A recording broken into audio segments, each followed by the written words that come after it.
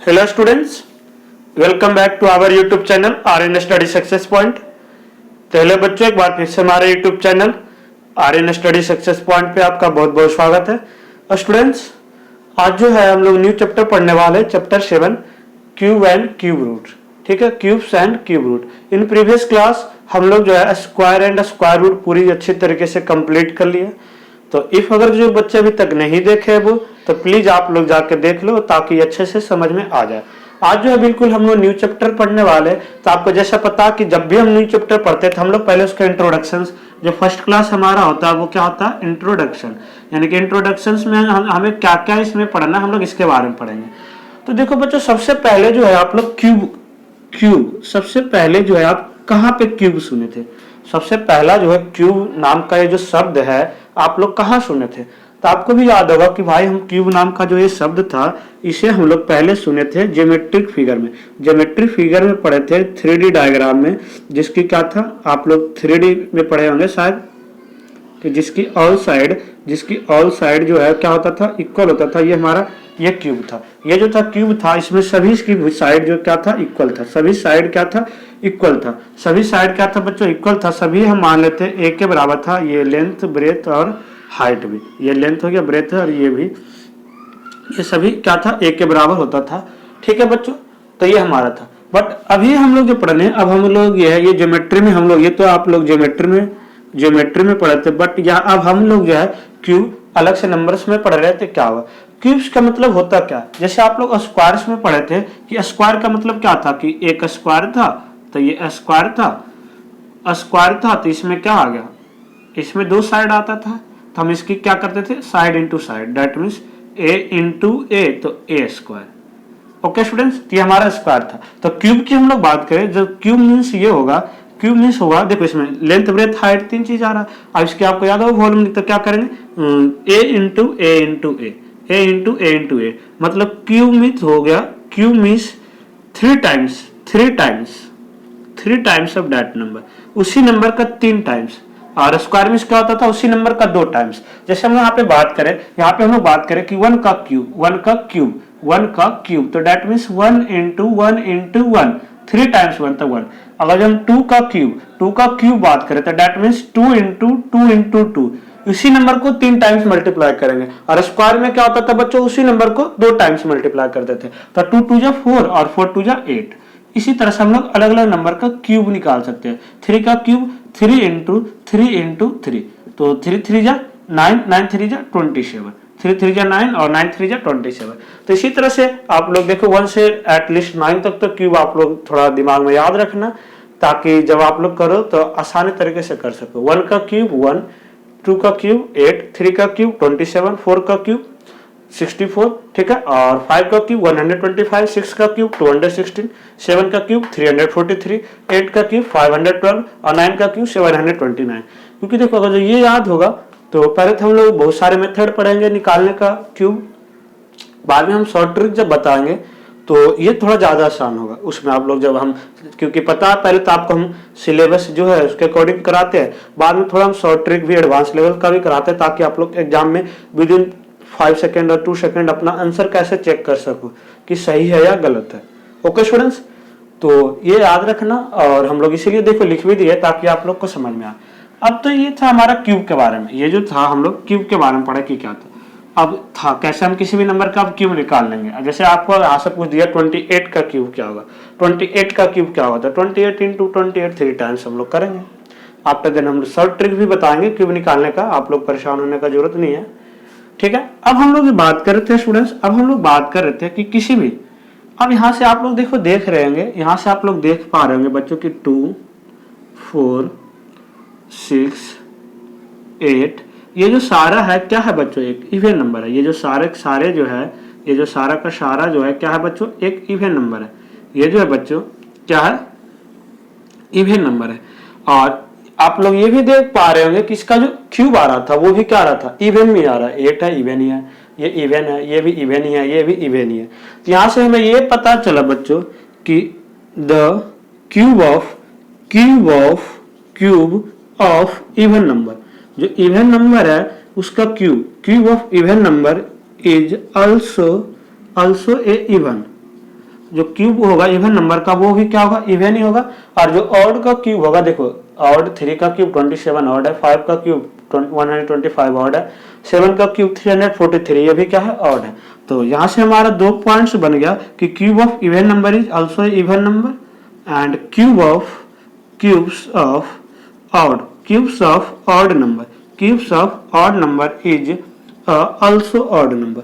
जो odd number का cube होगा वो भी क्या होगा, एक ऑड नंबर ही होगा, is also a odd number. ये जो है बच्चों क्या होगा, एक ऑड नंबर ही होगा। ओके स्टूडेंट्स, तो ये जो 2 पॉइंट्स था आई होप कि देखो आप लोग समझ गए होंगे कि क्या था। जो 2 पॉइंट्स है ये आई होप आप लोग समझ गए होंगे कि क्या था, इवन और ऑड का क्यूब जो है क्या होगा।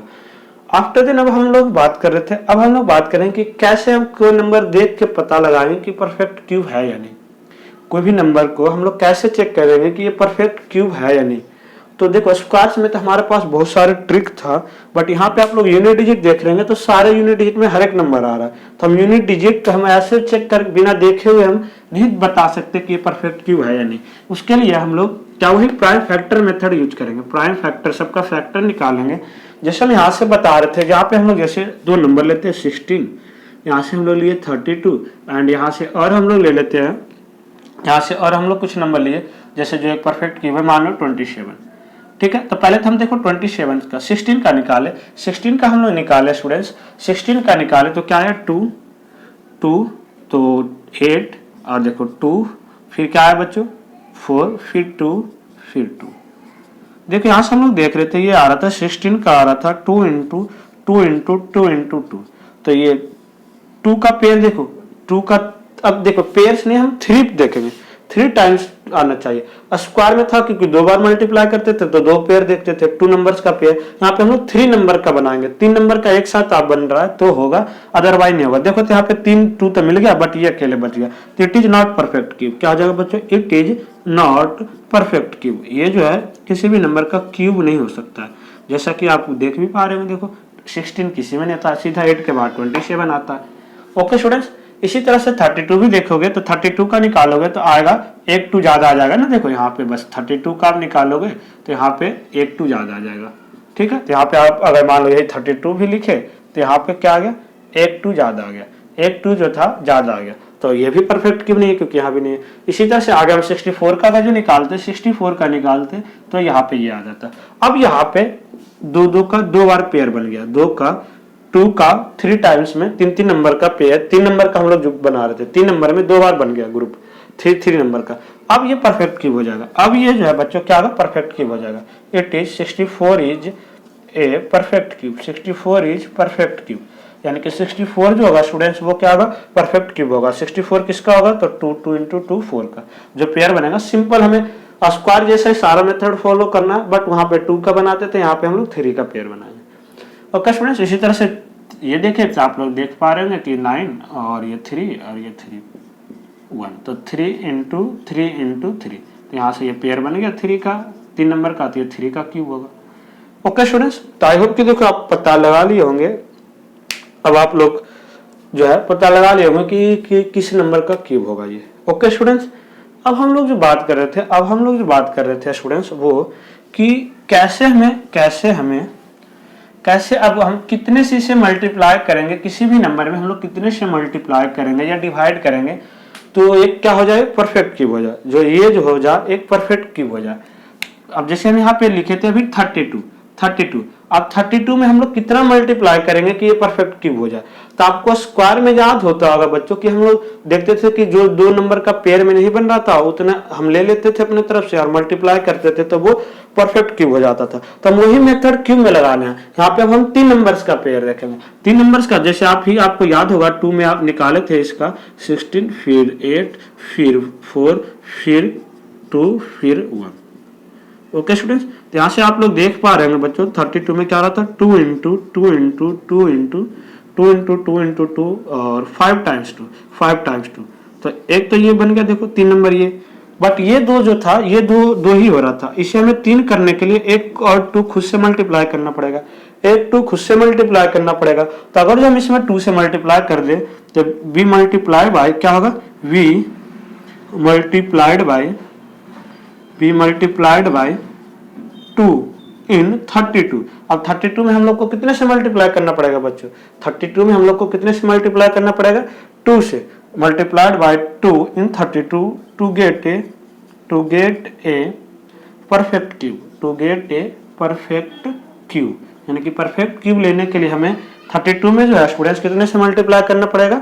2 से। और डिवीजन में भी यही रूल था, डिवीजन में भी यही रूल था। हम डिवीजन देखो हम वही बताए थे कि स्क्वायर में हम क्या बताए थे मल्टीप्लाई में, भाई अकेले तुझे ग्रुप में एक और उसकी साथी ढूंढ देना था।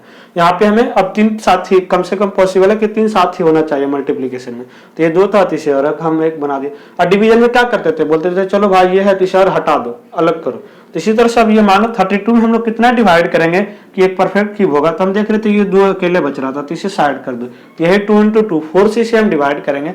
32 में हम लोग 32 इज डिवाइडेड बाई 4। अगर जो डिवाइडेड का आता तो डिवाइडेड बाई 4 से डिवाइड करेंगे to get a perfect cube, to get a perfect cube. अब देखो हम 4 से डिवाइड कर दिए तो ये आया 8, और पता है आपको जैसा कि 8 जो है परफेक्ट क्यूब है किसका? 2 का। ओके स्टूडेंट्स, तो आई होप कि देखो आप लोग जो है क्वेश्चन समझ पा रहे होंगे कि क्या था और किस तरह से क्वेश्चंस को करना था।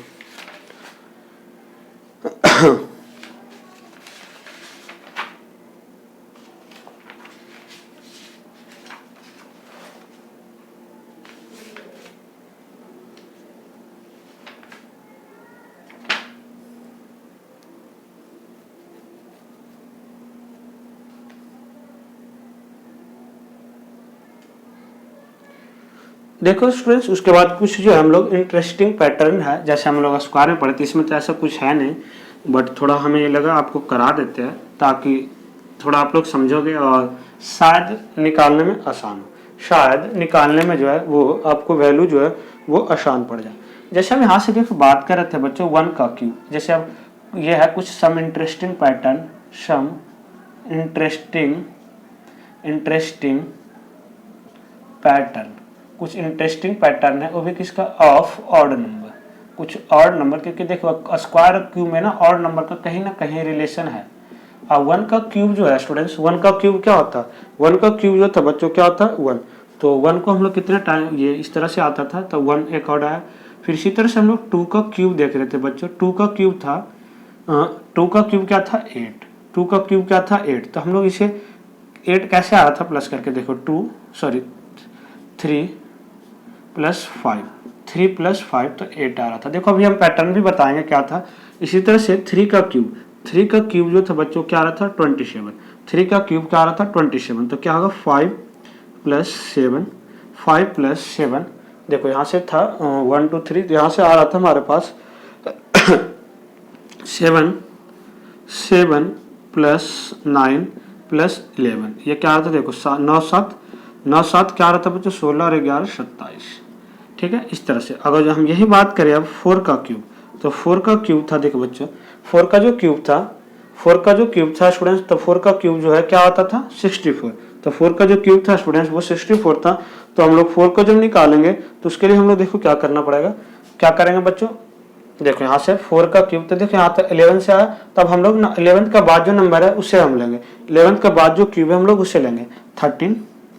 13 प्लस इसके बाद जो है हमेशा 3 लेंगे, 13 + 15 + 17, ये हमारे पास आ जाएगा क्या? 64। 13 + 15 + 17, ठीक है, 13 + 15 + 17 और प्लस 19, नंबर भी बढ़ाते हम लोग जाएंगे, इक्वल टू क्या आ जाएगा? 74। अब देखो यहाँ से पैटर्न क्या था, आप लोग को शायद कंफ्यूजन होगा कि सर पैटर्न इसमें क्या था। तो हम जैसे 1 का क्यूब था तो हम पहला ऑर्डर नंबर लिए 1, 2 का क्यूब था तो हम 2 नंबर ऐड करेंगे, 2 भी ऐड करेंगे, वो भी कौन सा?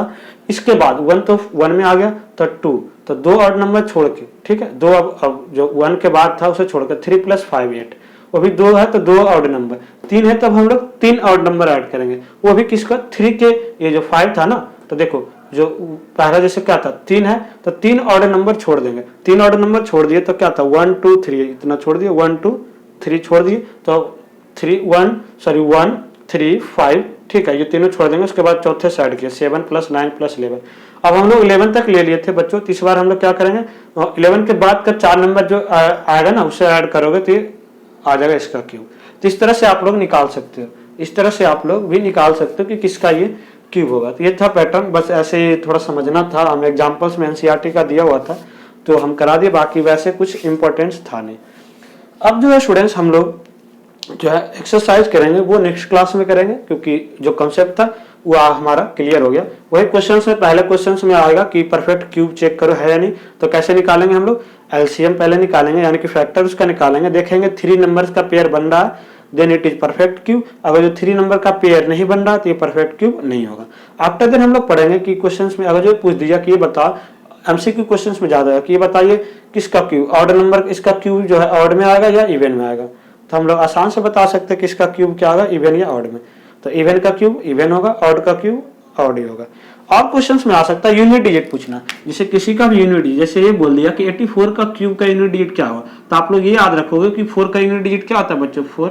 देखो एक चीज हमेशा ध्यान रखना कि 4 का, देखो 4 का क्यूब, किसी भी 4 का 3 का सेम होता है। 4 का क्यूब अगर जो यूनिट डिजिट 4 ही आएगा, 6 का भी 6 ही आएगा और 5 का 5 ही आएगा, 5 का 5 ही आता है। तो ये जो 3 नंबर है ना, ये जो 3 नंबर है इसका यूनिट डिजिट हमेशा सेम आता है। Unit digit, cube of unit digit, unit digits of cube, जो यूनिट डिजिट होगा क्यूब का वो भी क्या होगा, सेम ही होगा।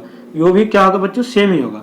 तो 4 का अगर जब कितने बार करो मल्टीप्लाई, 4 का क्यूब अगर जो आप निकालोगे तो 4 ही आएगा। 4 4 16, 16 4 64। ठीक है बच्चों, 6 में तक कितने बार भी आप मल्टीप्लाई करो हमेशा यूनिट डिजिट 6 ही होता है। और 5 को भी आप कितने टाइम्स मल्टीप्लाई करो हमेशा यूनिट डिजिट में 5 ही आएगा, और 6 को भी कितने बार करो 6 ही आएगा। ओके स्टूडेंट्स, और देखो यहाँ से 9 का भी जो क्यूब था वो भी 9 आया। तो बहुत सारे कुछ ऐसे नंबर था जो 9 का भी था जो सेम आएगा क्यूब। तो आप अगर किसी का यूनिट डिजिट पूछ दिया तो आप लोग इस तरीके से याद रखोगे। Okay students, so I hope कि जो आज का इंट्रोडक्शन क्लास था आप लोग अच्छे से समझे होंगे और बिल्कुल ये कॉन्सेप्ट ध्यान रखोगे तो आप लोग आसान से कर सकते हो। अगले क्लास और उसके बाद हम लोग 2 ही एक्सरसाइज, इसमें ज्यादा नहीं है, हम लोग को ज्यादा टाइम नहीं लगेगा करने में और आराम से हम लोग करेंगे, जैसे हम लोग स्क्वायर एंड स्क्वायर रूट किए। ओके स्टूडेंट्स, तो हम लोग फिर मिलते हैं नेक्स्ट क्लास में नेक्स्ट क्वेश्चन के साथ। Thank you for watching, see next time, thank you so much.